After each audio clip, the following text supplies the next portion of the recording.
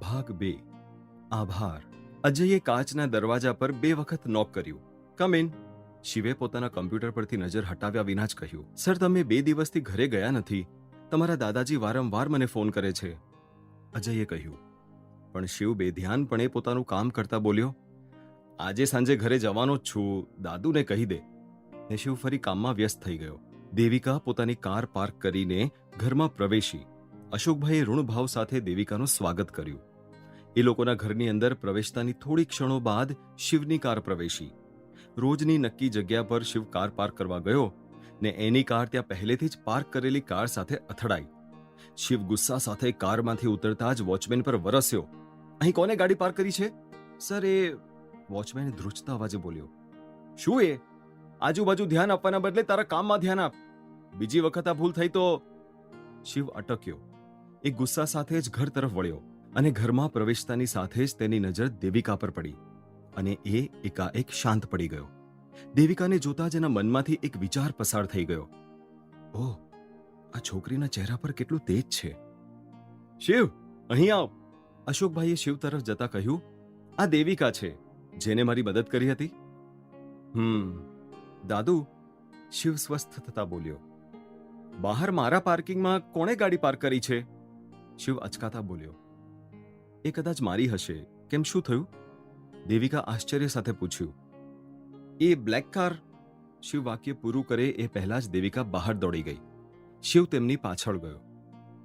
મારું ધ્યાન ના રહ્યું અને મારા સિવાય અહીં કોઈ. શિવ બોલી રહ્યો હતો.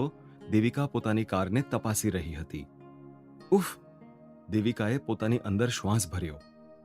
એટલું પણ નુકસાન નથી થયું. હું હમણાં જ રિપેરિંગમાં મોકલી આપું છું. શિવે સહજતા સહ કહ્યું. દેવિકા હુંકાર સાથે શિવ તરફ વળતા બોલી, તમે એ જ છો ને જેણે મારી જોડે ફોન પર વાત કરી હતી? થેન્ક યુ અને સોરી. કદાચ આ બંને શબ્દો બોલવામાં તમને તકલીફ પડે છે. જો તમે ફોન પર જ થેન્ક યુ બોલી દીધું હોત તો મારે અહીં આવવું જ ના પડ્યું હોત. અને જો તમે અત્યારે સોરી કહી દીધું હોત તો મારો ગુસ્સો શાંત પડી ગયો હોત. એટલી શું મોટી વાત થઈ ગઈ? આમ પણ આ કારનું મોડેલ તો ઘણું જૂનું છે. બસ.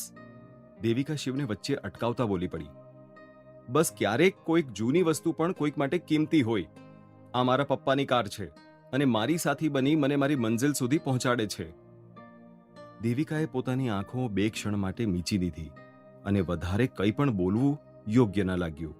એ થોડી શાંત થઈ ને દરવાજે ઊભા રહીને બધું સાંભળી રહેલા અશોકભાઈ તરફ આવી. દાદા, હવે હું નીકળું છું. ફરી ક્યારેક મળીશું. દેવિકાએ અશોકભાઈ સામે હાથ જોડી વિદાય માંગી. બેટા, ડિનર માટે રોકાઈ જા, જેથી મને સંતોષ થશે કે તે મારો આભાર સ્વીકારી લીધો છે. અશોકભાઈએ ભાવુક થતા કહ્યું. મેં તમારો આભાર સ્વીકારી લીધો એટલે જ તમને દાદા કહીને સંબોધ્યા.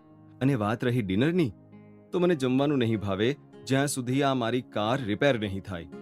દેવિકાએ આછા સ્મિત સાથે વિદાય લીધી. શિવ દેવિકાએ જે કંઈ પણ કહ્યું એ વિશે વિચારી રહ્યો. તારા જેવી તેજસ્વી છોકરીઓ જ દુનિયામાં નિયમો બદલવાની તાકાત રાખે છે. અશોકભાઈએ દેવિકાને જતી જોઈને બોલી ઉઠ્યા અને પછી દૂર ઉભેલા શિવને જોઈને બબડ્યા. કદાચ શિવને પણ તારા જેવી જ સાથીની જરૂર છે. પણ ખબર નહીં આ છોકરો ક્યારે લગ્ન વિશે વિચારશે કે નહીં. અશોકભાઈ ચિંતા સહ ઘરમાં જતા રહ્યા.